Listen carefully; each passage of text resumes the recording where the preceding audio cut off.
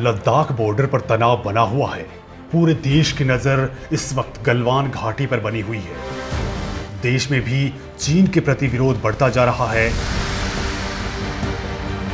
Boycott China product trending में है। इस बीच बुधवार को एक बार फिर गतिरोध खत्म करने के लिए दोनों देशों के बीच डिविजनल कमांडर लेवल की मीटिंग हुई।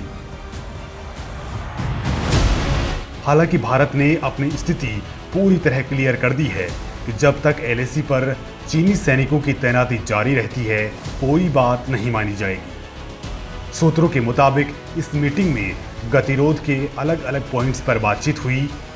इसकी डिटेल अब सीनियर लेवल पर साझा की जाएगी, जिसके बाद आगे की मीटिंग की योजना बनेगी।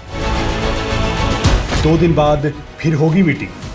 6 जून को हुई मीटिंग में तय किया गया था कि लगातार मीटिंग जारी रखी जाएगी जब तक गतिरोध दूर नहीं हो जाता, और बुधवार से मीटिंग का सिलसिला शुरू हुआ है।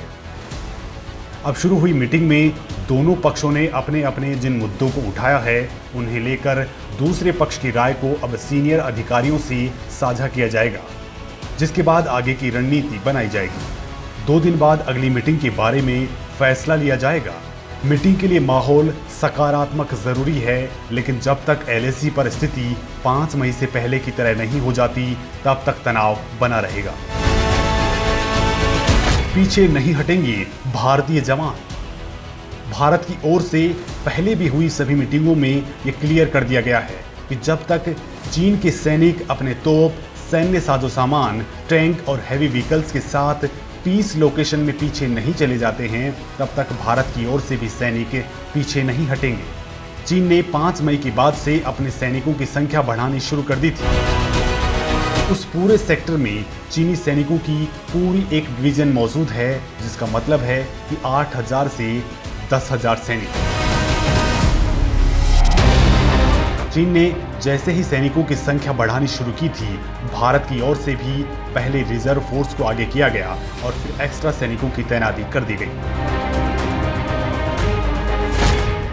फिंगर 4 पर बना हुआ है भारी तनाव।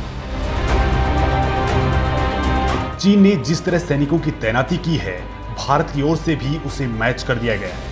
हमारे सैनिक तब तक डटे रहेंगे जब तक गतिरोध पूरी तरह से खत्म नहीं हो जाता। हालांकि बातचीत का माहौल सकारात्मक बना रहे, इसके लिए 6 जून से पहले और फिर 6 जून की मीटिंग के बाद कुछ जगहों से चीनी सैनिक थोड़ा पीछे जरूर हटे हैं, और फिर भारतीय सैनिकों ने भी अपने कदम कुछ पीछे खींचे, लेकिन गतिरोध अब भी बना हुआ है। सूत्रों के मुताबिक सबसे ज्यादा दिक्कत पैंगोंग त्सो एरिया में फिंगर 4 के पास है, जहां बड़ी तादाद में चीनी सैनिक डटे हैं। वहां हालात अब भी पहले की तरह ही बने हुए हैं। मंगलवार को गलवान नदी घाटी के 2 पॉइंट और भारत के गोगरा पोस्ट के पास हॉट स्प्रिंग इलाके में चीन ने अपने करीब 20% सैनिकों को करीब 3 किलोमीटर पीछे हटाया है। लेकिन भारत चीन की मौजूदा तनातनी वाले चौथे पॉइंट पैंगोंग झील के उत्तरी किनारे से चीन बिल्कुल पीछे नहीं हटा है। इसी जगह पर 5 मई को भारत और चीन के सैनिकों के बीच झड़प हुई थी।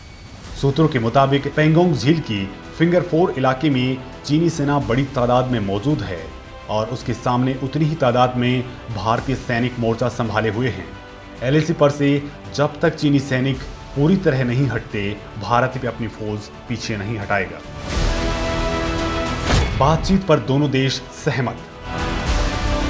चीन की तरफ से भी कहा गया है कि हालात सामान्य बनाने के लिए दोनों देश कदम उठा रहे हैं। चीन के विदेश मंत्रालय के प्रवक्ता हुआ चुनिंग ने रूटीन प्रेस कॉन्फ्रेंस में एलएसी को लेकर पूछे गए सवाल पर कहा कि हाल ही में दोनों देशों के बीच मिलिट्री और डिप्लोमेटिक लेवल पर बातचीत सकारात्मक रही है और दोनों देश हालात सामान्य करने के लिए आगे बढ़ रहे हैं।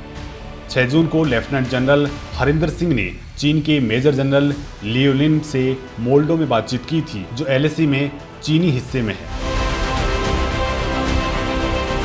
इसके बाद रक्षा मंत्री राजनाथ सिंह ने तीनों सेनाओं के प्रमुख और चीफ ऑफ डिफेंस स्टाफ के साथ एक लंबी बैठक की थी, जिसमें मौजूदा स्थिति के बारे में मंथन हुआ।